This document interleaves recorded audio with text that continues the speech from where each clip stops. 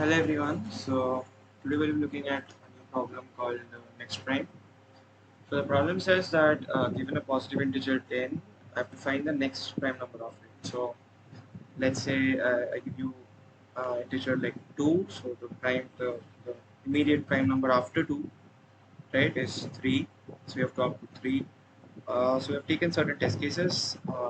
So there are 20 test cases, and the limit for n is around 10 bar 12. So let's look at this test case that's already given. So for n equal to 1, the prime number just after 1 is 2, so the output is 2. For n equal to 2, it's 3. For 3, it's 5. For 42, it's 43. And for 1337, it's 1361. Okay, so let's try to understand what is the challenge here. So the main challenge is the time complexity, reducing the time complexity.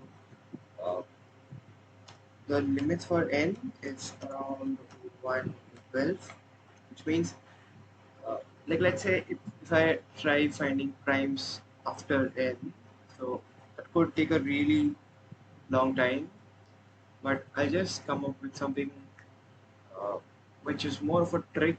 So the trick is that for numbers still 10 by 12, the difference between any two consecutive primes is somewhere less than 600, right? And that solves the problem for you. So what you can just do is you can uh, like say if now when you know that the difference is somewhere less than 600, you could just loop from I equal to n plus 1 to some n plus 600, and you can just run is prime function, and you would get your answer. And you can implement is prime with much less complexity to suit the time complexity of the whole problem. Right, so let's say I'm able to compute whether a number is prime or not in about 1 in 3. So the complexity would be 1 in 3 into, I'm running it till 600 and 20 test cases. So this is around 7200, so it's roughly 1e4, and this is 1e3, so it is almost 1e7, which is something we're comfortable with, right? So this is the main crux, right? This is the main part of the problem, that uh, the difference between any two prime, any two consecutive prime numbers between, sorry, till 10 bar 12 is less than 600. So you must be thinking why don't I know the exact value, because I had no idea. I just heard this algorithm somewhere, so I thought of implementing it. And how do I know it's less than 600 and not 500? Because just before making this video, I checked it. I checked by putting different values, right? And when I submitted the code for n plus 500, it gave a wrong answer.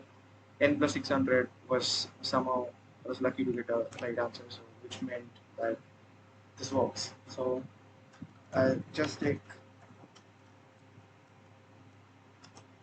two test cases, and while t minus minus, so I just ran it 3 times, and now the idea is that you just take n as input, and you can start from n plus 1, and you would be going to n plus 600, and till that, if you check, that is going to be enough. So I'll just make a is prime function somewhere here, so which is going to return whether a number is prime or not. So let's say I take some integer n as its argument. So if n is equal to 1, then I'll just return false, that is not prime. If n is equal to 2, then I'll just return true. Now see, if it's not divisible by 2, then it means that there's some odd number that could make it non-prime, and if an odd number is not helping in doing that, that means it is prime, right? So I could just run a loop, because before this I'll just check that if n modulo 2 is equal to 0. So if that is found, then I'll again return false because that means 2 is a divisor, so it's not prime. And then I'll start from LL I go to 3 I into I, because see, all of us know that to track all divisors, whether I need to check prime or not, I can just do it in overflow 10, right?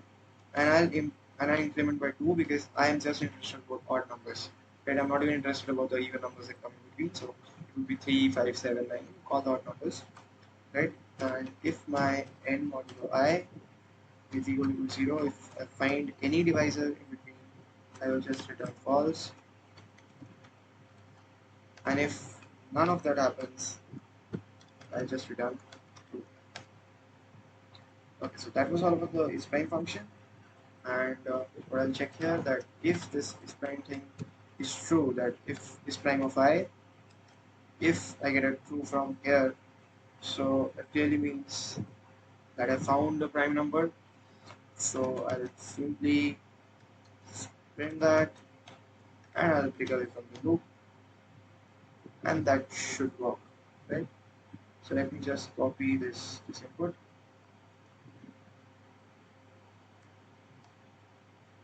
Okay, that works. 2, 3, 5, 43, 1, 3, 6, 1. Uh, I hope you've understood the problem. So the only thing to understand from this was this particular line, that the difference between any two consecutive prime numbers till 1812 is less than 600. Right? I have no idea what's the limit for 1813, 1814, but I think it must be closer to this.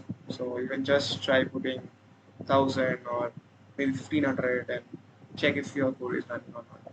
Right? Okay, so thank you.